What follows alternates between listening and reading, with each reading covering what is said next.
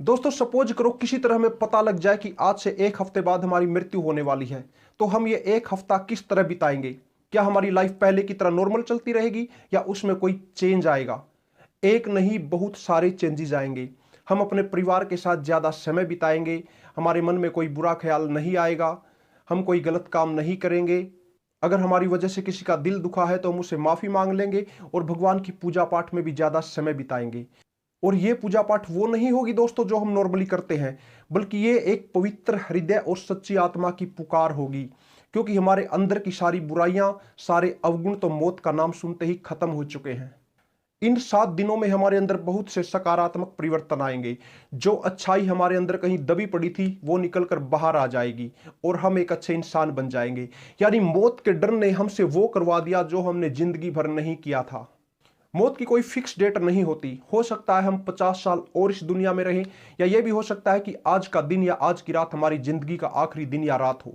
क्या आपको पता है कि मौत की जरा सी भनक लगते ही, जरा सा संकेत मिलते ही हमारी आत्मा इतनी पवित्र क्यों हो जाती है?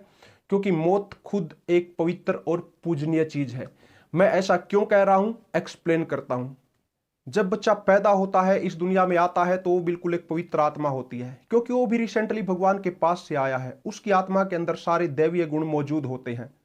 जब वो दुखी होता है तो रोता है, जब वो खुश होता है तो मुस्कुराता है, हंसता है। बड़ों की तरह उसकी कोई भी फीलिंग बनावटी या फेक नहीं होती। जब बच्चा दोस्तों के साथ खेलता है, खेल खेल में उनकी लड़ाई होती है, झगड़ा होता है, 2 मिनट बाद फिर पहले की तरह मिलकर खेलने लगते हैं। भूल जाते हैं कि उसने मुझे थप्पड़ मारा था या मैंने उसे लात मारी थी। कोई मनमुटाव नहीं, कोई मतभेद नहीं। क्यों? क्योंकि उनकी आत्मा पवित्र होती है। जब बच्चा छोटा होता है उसके मन में कोई डर नहीं होता। ना वो सांप से डरता है, ना वो भूत से डरता है। उसके मन में कोई नफरत नहीं होती। अमीर गरीब में, गोरे काले में, अच्छे बुरे में वो कोई भेद नहीं करता। भगवान की तरह सबसे समान व्यवहार करता है। बच्चे को झूठ बोलना हम सिखाते हैं। आप घर के अंदर बैठे हो, बाहर से किसी ने आवाज लगाई, हम बच्चे को बोलते हैं बेटा बोल दो, पापा घर पे नहीं है। और बाद में बच्चे को सिखाते हैं बेटा झूठ नहीं बोलना चाहिए। पति पत्नी आपस में लड़ रहे हैं, गाली गलौज कर रहे हैं, बच्चा सब सुन रहा है, सीख रहा है। वही बच्चा जब कभी गाली देता है तो उसके मम्मी पापा उसे समझाते हैं बेटा गाली देना गंदी बात होती है। फिर बच्चा बड़ा होता है और समाज के संपर्क में आता है, और वो सभी बुराइयां उसे घेर लेती हैं जो उसके चारों तरफ फैली हैं, और वो फंस जाता है काम, क्रोध, मोह, लोभ और अहंकार के जाल में। इन चीजों के पीछे भागते हुए अपनी पूरी उम्र बिता देता है। जीवन की संध्या कब आ गई पता ही नहीं चलता। फिर आता है बुढ़ापा और शुरू होता है मौत का खौफ।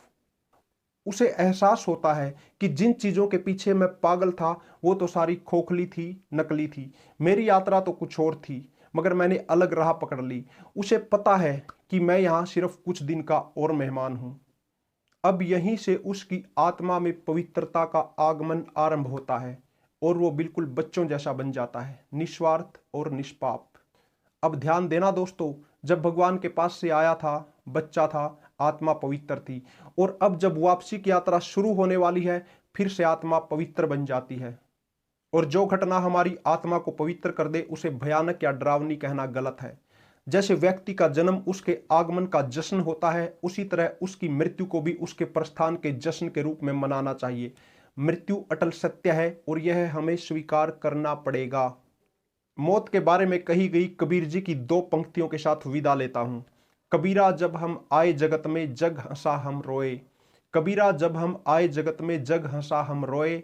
ऐसी करनी कर चलो हम हंसे जग रोए।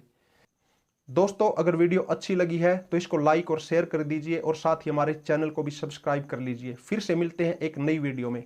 नमस्कार, जय हिंद, जय भारत।